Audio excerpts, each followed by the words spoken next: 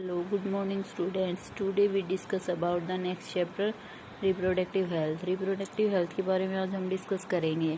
तो last chapter हमने human reproduction के बारे में, ह्यूमन रिप्रोडक्टिव सिस्टम के बारे में डिस्कस किया था। उसमें उसी से एक क्लोज रिलेटेड टॉपिक है reproductive health. According to WHO world health organisation के अकॉर्डिंग क्या कहते हैं, रिप्रोडक्टिव हेल्थ का क्या मतलब है कि भाई फिजिकली और फंक्शनली रिप्रोडक्टिव ऑर्गन क्या होते हैं, सोसाइटी के पीपल्स के नॉर्मल होते हैं। और क्या है, उनका जो सेक्स रिलेटेड एक्सेप्ट होता है, उनके नॉर्मली इमोशनल और बिहेवियर इंटरेक्शन भी अच्छा रहता है, जिसे हम क्या कहते हैं, रिप्रोडक्टिवली हेल्थी कहेंगे। मतलब कि फिजिकली, फंक्शनली, बिहेवियर और इमोशनल इन सब में इंटरेक्शन सेट होता है, उसे हम रिप्रोडक्टिव हेल्थ कहते हैं। तो रिप्रोडक्टिव हेल्थ में कुछ प्रॉब्लम और स्ट्रेटजी हैं। इंडिया फर्स्ट कंट्री है जहाँ पे क्या एक और सभी प्रोग्राम और प्लान नेशनल लेवल पे एग्जिट हुए थे, जिसे तो क्या कहते हैं, इनको सब क्या कहते हैं, प्लानिंग इनिशिएट, फैमिली प्लानिंग कहते हैं, जो 1951 में ओरिजिनेट है। इंडिया में सबसे पहले फर्स्ट कंट्री है वर्ल्ड का जिसमें क्या है कि रिप्रोडक्टिव फैमिली प्लानिंग इनिशिएट हुई थी 1951 में। रिप्रोडक्शन के बारे में प्लान और प्रोग्राम होल्ड किए गए थे, जिसे फैमिली प्लानिंग कहते हैं।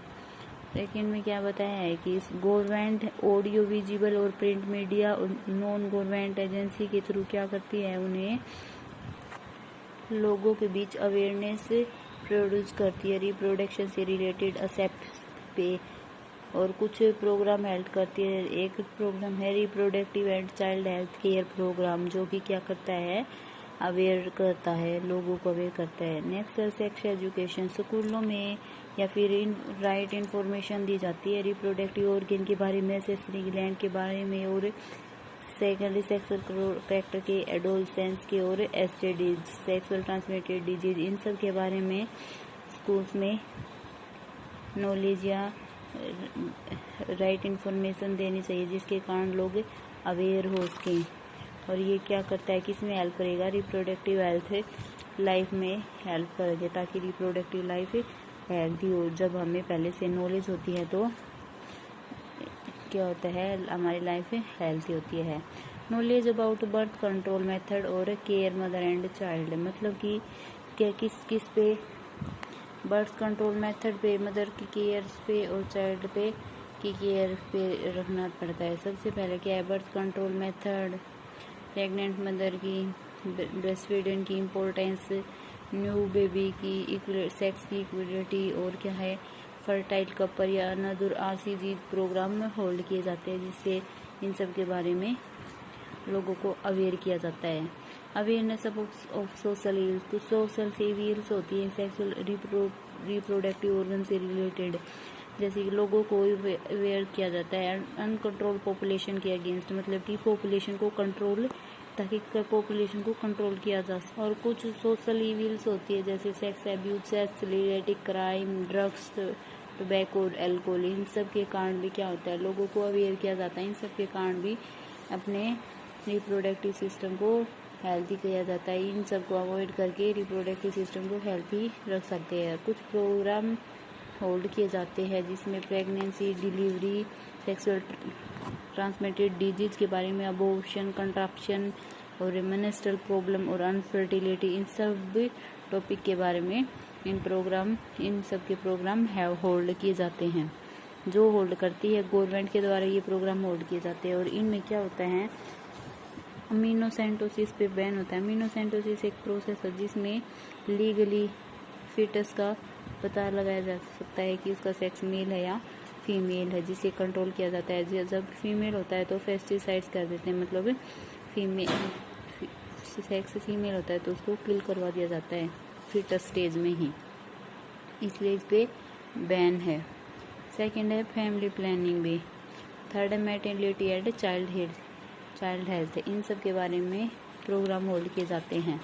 नेक्स्ट है मैटरनिटी एंड चाइल्ड हेल्थ। सबसे पहले है important programme of health, centre these कुछ इंपॉर्टेंट प्रोग्राम है। देखो हेल्थ सेंटर में सबसे पहले मिडवाइफ आती हैं। इनको से मतलब इन्फेंट की डिलीवरी के लिए उन्हें पहले से ही सेफली हैंडल किया जाता है, मतलब पहले से उन्हें ट्रेन कर दिया जाता है ताकि इन्फेंट को ही सेफली हैंडल कर सके डिलीवरी के टाइम पे। और क्या है, हेल्थ सेंटर खोले जाते हैं ताकि न्यूली कपल को स्मॉल फैमिली छोटी फैमिली के बारे में एडवांटेजेस बता सके, उसकी विशेषताएं बता, लगातार बर्थ करवाने से के बीच स्पेस रख सके, इन सब के बारे में अवेयर किया जाता है। और प्रेगनेंसी दौरान जो रिप्रोडक्टिव सिस्टम है वो फुली मैच्योर होना चाहिए, फिजिकली और फंक्शनली मतलब मैच्योर होना चाहिए ताकि मदर और बेबी दोनों क्या हों, बेटर हों, मतलब हेल्थी हों। लार्ज फैमिली की कुछ टेंशन भी होती है, लार्ज फैमिली के कारण टेंशन होती है, इसलिए स्मॉल फैमिली ही रिप्रोडक्टिव हेल्थ में इम्पोर्टेंस रखती है। तो नेक्स्ट है हेल्थ सेंटर है, इसमें क्या होता है, मिल्क फीडिंग प्रोग्राम होते हैं। इसमें मदर मिल्क प्रोवाइड करे, इन सब के बारे में बताया जाता है कि बच्चे को मिल्क फीडिंग ही करवानी चाहिए क्योंकि उसमें न्यूट्रिशन एंटीबॉडी इन्फेंट को मिलती है ताकि वो इन्फेक्शन से फाइट कर सके। और ये एंटीबॉडी क्या करती है, इन्फेंट को बचाती हैं। अगर इन्फेंट ब्रेस्ट फीडिंग नहीं होता है तो मतलब खुद इन्फेंट के खुद के पास कोई भी अपनी एंटीबॉडी नहीं होती, वो क्या करता है अपनी माँ से ही एंटीबॉडी गेट करता है, इसलिए जो आगे जाके कुछ एलर्जिक प्रॉब्लम होती हैं बोतल फीड इन्फेंट के। नेक्स्ट है हेल्थ सेंटर सेफ डिलीवरी करवाते हैं इन्फेंट की और केयर करवाते हैं, बर्थ केयर होती है, आफ्टर बर्थ केयर होती हैं। और जो वुमेन्स हॉस्पिटल को या फिर क्वालिफाइड फिजिशियन और या प्रॉपर फैसिलिटी को प्रोवाइड करती है, अगर हॉस्पिटल को प्रोवाइड करती है, अदरवाइज डिलीवरी अनट्रेड मिडवाइफ के थ्रू करती है तो उनको डेंजरस होता है, उसकी लाइफ थ्रेडिंग में होती है। नेक्स्ट है हेल्थ सेंटर है, वो क्या करते हैं, इम्यूनाइजेशन कराते हैं, इन्फेंट को इम्यूनाइजेशन करवा देते हैं किसी और प्रोलेसिस करवाते हैं कुछ डिजीज एनीमिया से या फिर विटामिन की डिफिशियंसी, इन सब से इम्यूनाइज किया जाता है इन्फेंट। नेक्स्ट है कि ये इंफॉर्मेशन गाइड करती है मदर्स को गाइड करती है डिलीवरी से पहले और बाद में ताकि वो अपने आप को और अपने इन्फेंट को प्रॉपरली सेव कर सके और एक हेल्थी लाइफ प्रोवाइड कर सके।